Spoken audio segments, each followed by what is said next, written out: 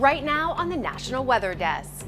Cleanup is underway this morning in multiple states after severe storms leave a path of destruction. Our team is on the ground in the hardest hit areas.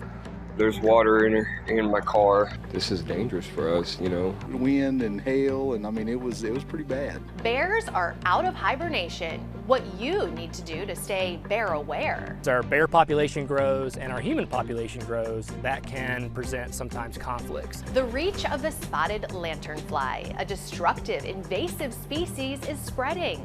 Entire blocks of vineyards have been killed. And will help you better understand hydroplaning.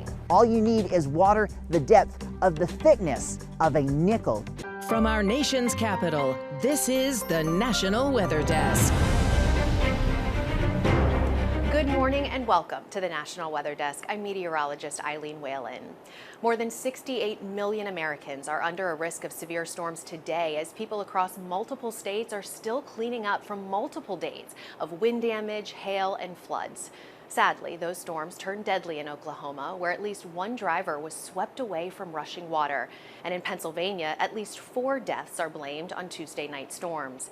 We have reports this morning from the hardest hit regions. We start in Oklahoma, where flood warnings are posted for much of the state. Tanya Motorzitsky is in Rogers County outside Tulsa. A scary start to one Rogers County driver's morning after the person attempted to drive through a flooded road and was swept away into the river, as you can see here. And we located the vehicle up against a tree in the river, and the driver was up in the tree hanging on. Captain Matt Bell, a rescue coordinator for Tulsa Fire Department, says thankfully the driver is okay, but the driver's car is not. Bell says he hopes this serves as a reminder to drivers over the next few days to turn around when you see flooded streets so you don't drown. Tulsa County Sheriff's Office also having to do a water rescue Wednesday afternoon after another driver was stranded as they attempted to drive into a flooded area off Highway 20 near North Peoria. Bell says drivers need to find alternative routes because historically low-lying areas, smaller creeks and rivers may be flooded. This is Paws Valley, Oklahoma. This is dangerous for us, you know. I have a pregnant girlfriend, you know, if we walk around the corner, you can see that where it's in the electrical box, like it's touching my electrical box right now. Keaton Estep says he expected Tuesday night storms to cause flooding by his trailer park off State Highway 19, but not to this extent. My truck probably going to have water damage now. It could be terrifying, you know. I'd rather deal with tornadoes. Estep says he's had this car in front of me for 3 to 4 years, and this is what you see now after last night's thunderstorm. It flooded my car. There's water in my car. There's water in it. It's floating. Both sides, passenger and driver. Thankfully, I'm a mechanic where I can work on my own vehicles. According to Estep, his area floods a lot. He says he wants city or state leaders to help. Everybody knows, like, this is a bad area, it floods. Look, man, this is a problem. It wasn't rain, but rather powerful winds, up to 90 miles an hour, that caused widespread damage in western Pennsylvania. And this morning, nearly 250,000 customers are still without power. Cambria County, east of Pittsburgh, was one of the hardest hit areas. Jonathan O'Halloran shows us the damage there. We came across this home in Carrolltown. You could see this large oak tree completely broken in half. The owners of the home say they believe the tree to be over 100 years old. They say they're just happy their home doesn't appear to have suffered any damage and that the tree didn't fall the other way onto busy Main Street. And again, at least it didn't fall on the road, hit any oncoming cars or hurt anybody, so. Now to the town of Loretto, where this home's metal roof was completely blown off and left hanging on power lines. Tree blew down my backyard. I didn't even hear it. So it wasn't until I went out front and looked down the street that I saw this mess. The damage left St. Mary Road closed as electric companies worked around the clock to restore power to the area. Back in Carrolltown, just blocks from this location, is this tree completely uprooting on the side of the road and narrowly missing a home. None of that damage is as large as this, however, a cell tower collapsing on itself Tuesday night, falling over into the fields of a local farm owner. We heard the wind blowing hard about 7 o'clock or so, and I come out and looked out my door and saw this pole here snapped off. And my husband come out and looked. He said, something don't look right out there at the cell phone tower. I would have never dreamed on anything like this ever happening. Now to Texas, where cleanup is underway after strong winds there tore through parts of the Texas Big Country. One of the areas hardest hit on Tuesday was the city of Monday, 160 miles west of Dallas. Shelby Bird has that part of the story. Monday, along with other northern counties, saw winds up to 100 miles per hour and softball-sized hail in some areas. The storm tore through the city, knocking down power lines, radio towers, and causing structural damage everywhere. Members of the Farmers Grain Co-op in town returned to find one of their grain bins blown away. Jeremy Sanders, a member of the co-op, said the storm conditions were no joke. It was pretty intense. It was wind and hail, and I mean it was pretty bad. Other damage around town includes the roof of this auto repair shop. The owner told us the roof was in fine condition prior to the storm, but now sits in a pile of bricks on the street. And as we mentioned, the threat for even more severe weather continues today. The Storm Prediction Center issued a 2 out of 5 alert for an area stretching from the Texas Panhandle to Mississippi, as well as from Nashville to Pittsburgh and Cleveland. Lines of strong to severe storms are possible this afternoon through tonight. And then tomorrow, the greatest threat of severe storms is in central Texas, with a much larger area facing only a marginal risk. This current run of severe weather actually started last week. A significant hailstorm damaged cars and homes north of Austin, Texas. And as Vinny Mortorano reports, people there are now bracing for more severe weather. Not hail again, please. People living in the Saddle Creek neighborhood and in South Georgetown are still dealing with the devastation of last week's hailstorm. I've never seen hail as bad as this. Matthew Calhoun told me his outdoor lights and his garden are ruined. His roof and siding also took a hit. Then he showed me the dents in his car. There's a big one there, here. With more severe weather expected, concerns for his property and belongings are getting worse. I might have to move some things in the garage so I can fit my car inside there too. What goes through your mind is not wanting to go through that again. Norm Mule moved into the neighborhood 5 years ago. Now he has to replace his entire roof. You're still concerned about it after you get hit. So if it's going to happen, I hope it happens before the adjuster gets here tomorrow. Central New York also saw wind damage this week. How strong do winds need to be to make trees sway, make them snap, or even damage buildings? Meteorologist Violet Skybor explains. Well, we have a scale for this, the Beaufort wind scale, from a level 0 all the way up to 12. 0 is calm winds, smoke rises vertically. Level 1, smoke drift indicates the wind direction. We also have an anemometer, which determines the wind direction as well. At a level 2, leaves begin to rustle, veins begin to move. A level 3, leaves are really beginning to move, flags extending. Level 4 is when dust and leaves are blown up, branches begin to move. A level 5, small trees begin to sway. Level 6 is when we really start to see some action. That's with wind speeds around 25 to 31 miles per hour. Large branches are in motion. Whistling can be heard in wires. A level 7, 32 to 38 miles per hour. Resistance is felt when you're walking against the wind. A level 8, 39 to 46 miles per hour. Twigs and small branches begin to break off of trees. Even power outages are possible. Level 9, 47 to 54 miles per hour. Shingles are blown off of roofs. Level 10, 55 to 63. This is severe thunderstorm criteria. Trees are broken. Structural damage is caused. A level 11, 64 to 72 miles per hour. Widespread damage. A lot of homes starting to look like this one. Level 12, 73 miles per hour or greater. Violence and destruction. Cars can be flipped over. Roofs can be torn away. And of course, winds can get even higher than that in hurricanes or even tornadoes. When winds are strong enough to knock out power, food in your refrigerator and freezer is at risk of going bad. Health officials are reminding people to be cautious.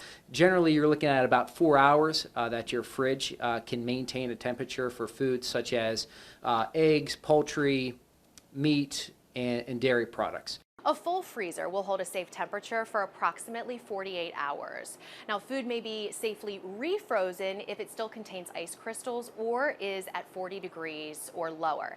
Anything else the federal government's food safety website recommends that you throw away. And coming up on the National Weather Desk, help you better understand radiation fog.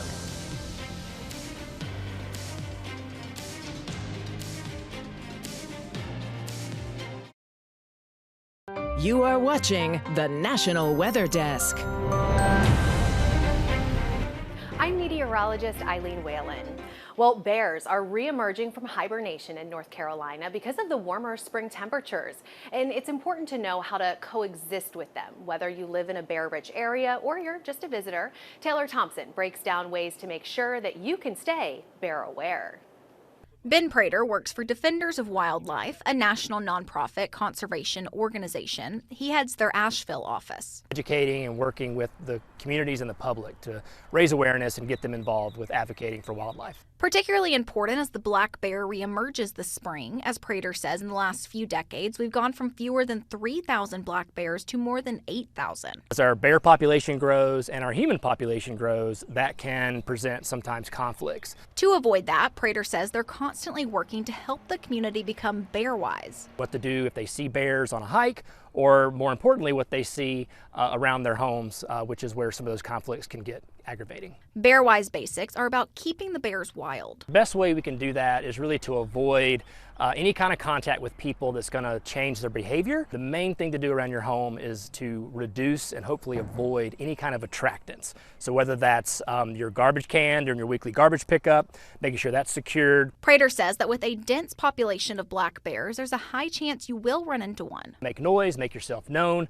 It's important to put your hands up, to look big, and then slowly back away. Generally, black bears do not want to have anything to do with us, and they will run away, and you're likely to catch a good view of their rear end as they make their way through the woods. The same rules apply if you see a bear around your home. You want to keep a safe distance. If you can make noise, bang pots and pans, help to alert them this is not a safe place they want to be. As a WNC resident, Prater says it's important to be bear-wise not just for yourself, but for our many visitors. I think we can continue to do that, but really spreading the word, making sure everyone's educated and feels comfortable with that knowledge is really an important first step.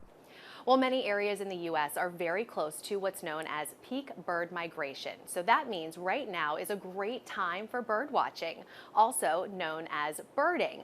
Meteorologist Trevor Robideau has more on bird migration and shares tips on how you can get the best views of birds in your area. It's migration season, and that means all of our favorite spring and summer birds are on their way back. So birds migrate primarily for two reasons. It's for food and for nesting. And in terms of food, a lot of species have very specific food requirements. For instance, chimney swifts can eat up to 1,000 insects in a day. And so they have to follow that food. Here in northern Michigan, our peak bird migration is not quite here, but it is very close. So peak migration in northern Michigan is typically around in the first half of May, typically the second week of May. Birds love to migrate at night to avoid predators, so many bird watchers will get up very early to experience the magic you can't get any other time of the year. It's great to be out early mornings when they're really stinging. Any time of a day you can be out birding, but mornings are kind of special. That's why they call it dawn's chorus, when all the birds are really starting to sing. I love waking up on a spring morning with the window open and hearing 5 or 6 or 10 new species that blew in overnight. It's like, forget breakfast, I got the binoculars, I'm out the door. Bird watchers say the real beauty is enjoying nature and interacting with the great community of bird watchers. Oh, you start to notice other things. You start to notice spring flowers or certain plants. So it really, taking that time to kind of slow down, be out in nature, listen, and look, you start to see so much more and have so much more appreciation for the environment. The spotted lanternfly, an invasive insect that kills plants and fruit trees, was recently discovered in the Finger Lakes region of New York. Now, researchers say if the bugs are left unchecked, they could cause severe damage to local vineyards. Brandon Roth has more. It may look innocent enough, but Brian Eschenauer, an invasive species specialist at Cornell University, says this brightly colored insect is deadly to vineyards. There have been cases in Pennsylvania where entire blocks of vineyards have been killed. The spotted lanternfly, a native to China, was first spotted in the U.S. outside of Philadelphia in 2014. Since then, it has spread like wildfire and is now in 18 states, including New York. We're concerned because spotted lanternfly is now in small areas in the Finger Lakes, and we know it can damage our grapevines. Finger Lakes grape producers say a spotted lanternfly infestation could cost them millions of dollars in lost vines. Researchers at Cornell are working on ways to slow down the infestation by using natural predators like birds who eat the bugs. But they stress that it's too late to stop their spread entirely, and they say this pesky, unwanted guest is here to stay. Since it has spread so far and really so quickly, there's no hope that we'll eradicate this. This insect is now in our environment, and we need to learn the best ways to manage it. Driving in the rain can definitely get dicey at times, but what should you do if your car hydroplanes and you lose control of it? Well, meteorologist Mitchell Coombs explains the science behind hydroplaning and how you can prevent it. The process leading up to hydroplaning begins before water ever gets onto the road, be it through rain or snowmelt. Dirt, oil, and grease will slowly accumulate on the road surface during dry weather travel. Once water enters the equation, this mixture can create a thin, slick layer on the road that is much more dangerous following dry conditions compared to after an extended period of wet weather longer than an hour or two. This is the case even when the rainfall is light. You may be wondering how much water is needed on the road surface for these conditions to develop. The answer? Not much. All you need is water the depth of the thickness of a nickel to be at risk from hydroplaning. That's only about 1/10 of an inch of water. There are 5 main factors that can increase the likelihood of hydroplaning. Speeds over 45 miles per hour, low tire tread depth, deeper water on the roads, tires that are inflated too much or too little, and larger tire widths. Let's take an in-depth look at the speed factor. 2 vehicles are traveling at 40 and 65 miles per hour. The blue car at 40 miles per hour is in a much safer position because the slower speed allows the grooves of the tire to become more efficient at funneling the water away, keeping the tire in full contact with the ground.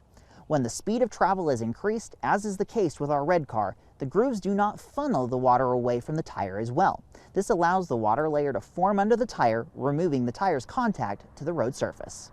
Experts say there are ways to prepare before you hit the road to minimize the hazards caused by the rain.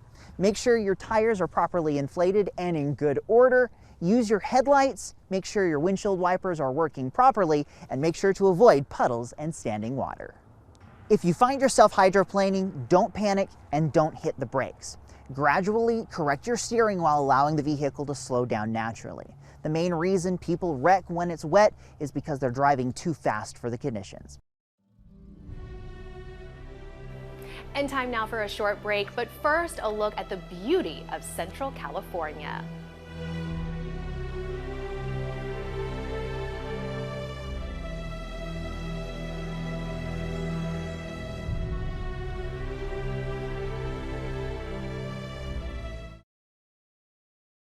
You are watching the National Weather Desk.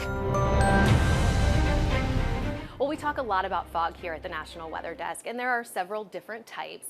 But this time of year, it's very common to see radiation fog. Meteorologist Joey Bettenhausen recently posted about radiation fog on Instagram, so take a look.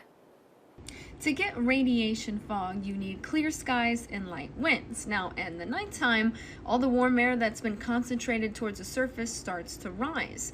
If you have a dry layer over the warmer ground, there's likely a little bit of moisture near the ground. And so as that air rises for the heat to escape, the moisture follows too. Well, as the heat is escaping up into the sky, that air that's drier above the surface will actually warm up, leaving the ground surface a little bit cooler. So you need this temperature inversion to get fog. And as that moisture continues to leave the ground surface, we'll see it change over into more of a water vapor format, and that's how we get our fog to form. So pretty interesting. There's also advection fog. There's different types of fog out there, so we're going to cover these throughout the summer. And to see more content just like this, be sure to check us out on social media. You can find us on all of your favorite platforms. Just search the National Weather Desk.